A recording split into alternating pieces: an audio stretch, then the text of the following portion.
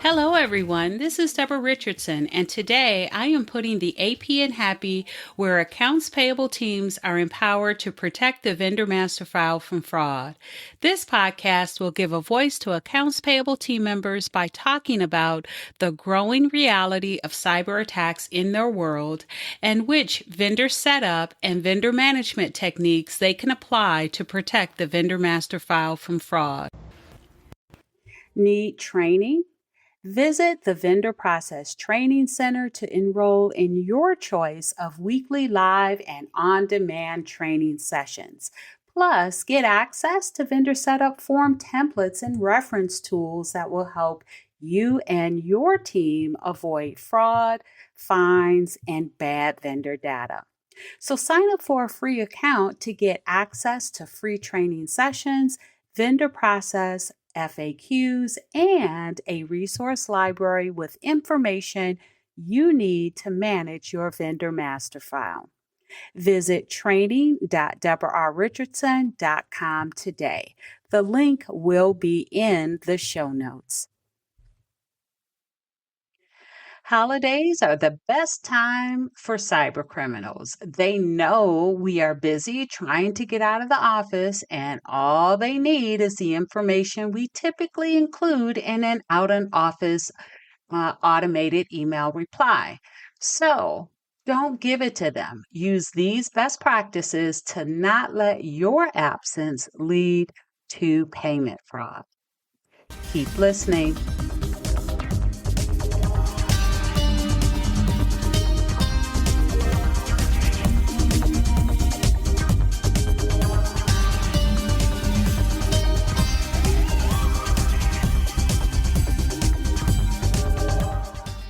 Welcome to episode 368, Holiday Out of Office Messages, a Fraudster's Favorite Gift. Now, I will tell you, this reminds me of, let's go back to March or April of 2020. I think it was March of 2020, right? We all know what happened. And when we abruptly went home, right, out of the chaos of everything that happened, including trying to find out how to make those check payments to vendors that were, not receiving electronic payments. I saw a couple of email out of office replies, and it wasn't as if I was even sending emails asking for anything about payments to two different AP teams or vendor teams. And you know what? I got an automated email reply. It wasn't an out of office, but what it said is, hey, we are collecting banking information, send it via email because we want to switch everyone from check payments to electronic payments or ACH payments. Some verbiage, professional verbiage, right, to that effect. Well, that was just an open invitation, right, for fraudsters to try to get their banking details updated on, one of your vendors' vendor records so they can divert the payments. And so I thought, yeah, I got that message and I wasn't even emailing about anything about payments. I wasn't there were no invoices that were due. It was just that email automated reply. If it went to that AP box, everybody was getting it, even those that were already ACH payment method. And so I thought, wow, that's going to invite a lot of fraud. And I periodically thought about the out of office messages too, because those are automated. They go to everyone, no matter what the reason was that, for the email that triggered it. And so I saw this article by a company called MailGuard. I don't know about them, which was written in September of 2022. And the title was, Are Out of Office Replies a Cyber Risk? And so this was after I noticed it from, March of 2020 with the check payment going over to ACH payment, and hey, just send me all your bank details via risky email. So hopefully, so did other AP and vendor teams that may have done the same thing, especially the two that I experienced. But anyway, we're going to talk about the best practices that they have in this article to create your out of office emails so that you do not invite payment fraud when you're out of the office during the holidays or any really time of the year.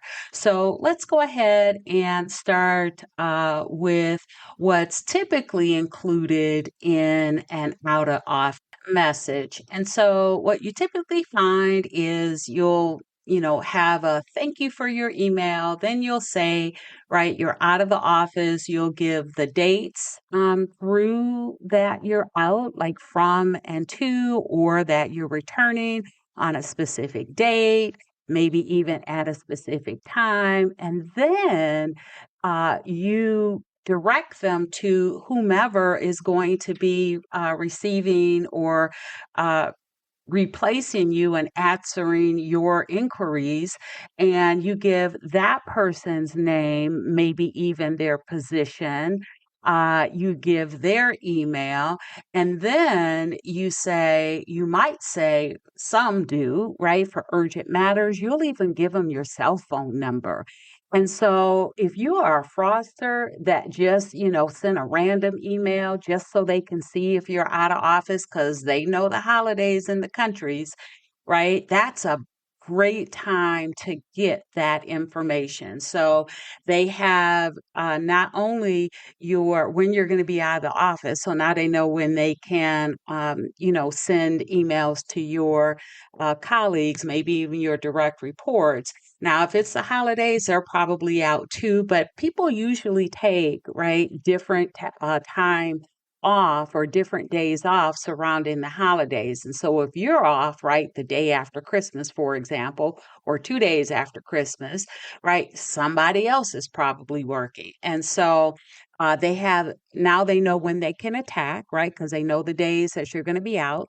And then they get or someone else that they can torment, right? They get that person's name, they get that person's email address, which, by the way, if they looked up on LinkedIn and they found that, that person was there anyway, yes, they can find that out anyway, but they might not have that phone number or the email address because neither of those are on the LinkedIn profile. So now, look at all that information that they have because, right, you're out of office. And I'm not throwing shame at anyone because I will tell you, I used to do the same thing. And in addition to that, and I know some of you out there do this too, you not only have one person that they can contact, but you put a couple of them down there. So now they have all that information for multiple people at your company. Now, to be fair, I've seen it. You've probably seen it too. Maybe some of you guys out there do it. I have seen where the contact information for when you're out is a generic email box like AP invoices or vendor info or supplier, right, at your company. And so it's not always an individual that you're giving or that's included in the out of office message. So I am curious to see if any of these four best practices that they list address redirecting to, generic email boxes in your out of office message. All right. So here are the four out of office email best practices. And by the way, I will put a link to this article in the show notes in case you want to go to it and read the whole thing. So, the first best practice is to create a different out of office message for external contacts.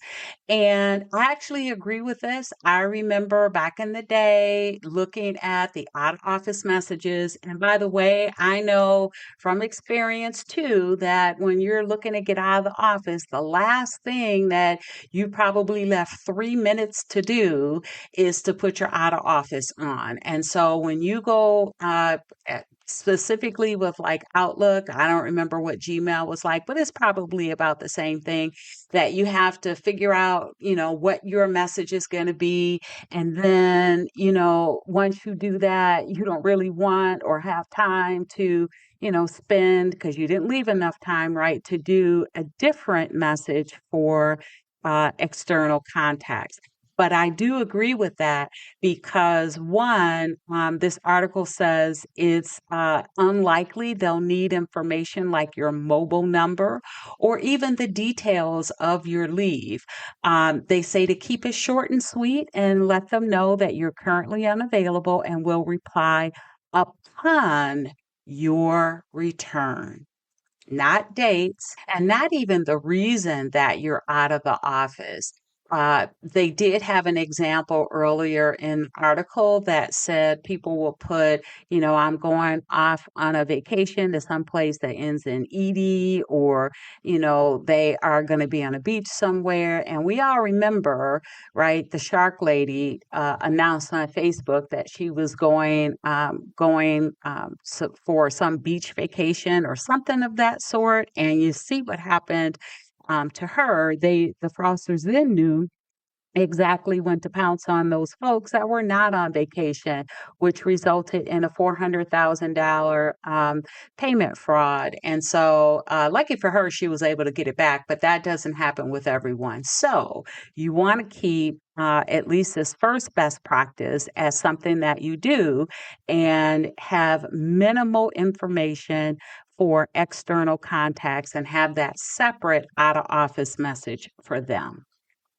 And the second best practice is to remove personal information. So, again, they don't need your mobile number or an alternate email address. And we're still talking about that different out of office message for external contacts. Now, the third one is don't include details of your trip or leave. And they say here, whether it's for a conference, and we all know, right, many of us go to conferences every year or multiple times a year, but they don't need to know that you're out of the office for a concert, a conference, a holiday, birth or death. There's really no need to include why you're out of the office. It could just give a cyber criminal, right, more ammunition to make their lies more convincing. And so that's a great point because that is one of the reasons cyber criminals kind of stalk us on Facebook and LinkedIn because they really want to know what kind of posts we are engaging with so that when they send us that, email, fraudulent email that's coming, they can make it appear more legitimate. And so if they know that you're out of the office because of a conference, a birth or a death or any other personal reason, they can use that knowledge to convince someone else that's still in the office that they are a friend of yours because they know that information. And so don't include the details of your trip or your leave. And when we talk about leave, right, I have seen quite a few, and I'm sure you have too, that will say that they're on maternity leave for, months. And so that can give the cyber criminals the understanding that someone has taken your place, maybe even a temp employee, right?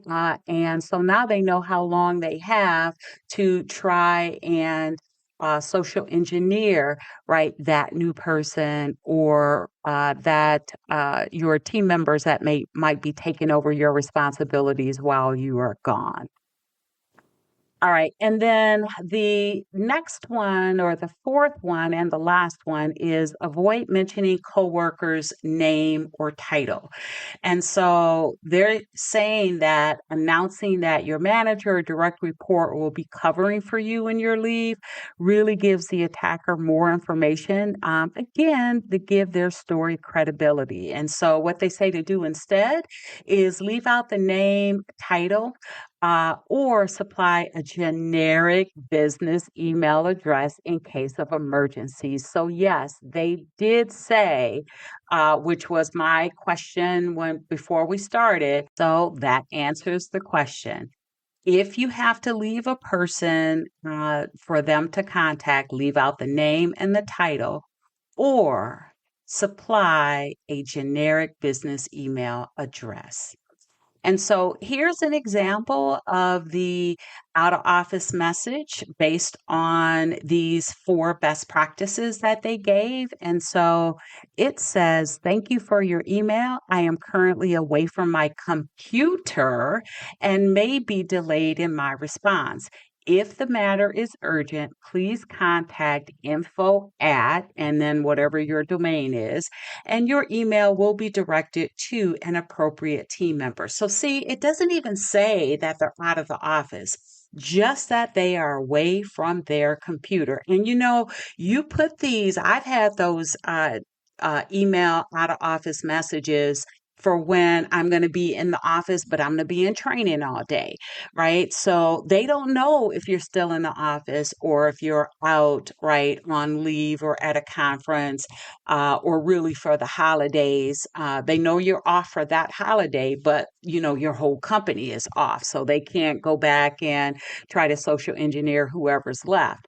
But they also cannot tell the day after the holiday or 2 days after the holiday where you might have a skeleton crew. They can't tell who's there and who's not there. So I really like that. So this was really good information. And again, I will put a link to this article in the show notes. So if you want to come and read it for yourself, get a little more information, because I didn't go over everything, but you know what? We got the gist, and we can all have better out of office emails. Now, I'm going to repeat the four best practices really quickly. One is to create a different out of office message for external contacts. Two is to remove personal information. Three is to don't include details of your trip or leave. And four is to avoid mentioning coworkers' name or title. And so, what this is saying is that you do the first best practice, meaning you set up your a separate out of office message for external contacts, and then the remaining three, all the things that you do in that external contact message. So, hopefully, those four tips will help you not only for this holiday season, but beyond whenever you have to be out of the office, so that you don't let your out of office message be a catalyst for payment fraud. So, thanks everyone. I hope you enjoyed the 368th episode of the Putting the AP in Happy podcast, where accounts payable teams are empowered to protect the vendor master file from fraud. Don't forget to check the show notes for the links mentioned in the podcast. And if you enjoyed this episode, consider subscribing and writing a review of my podcast on the platform that you use to listen. Stay happy.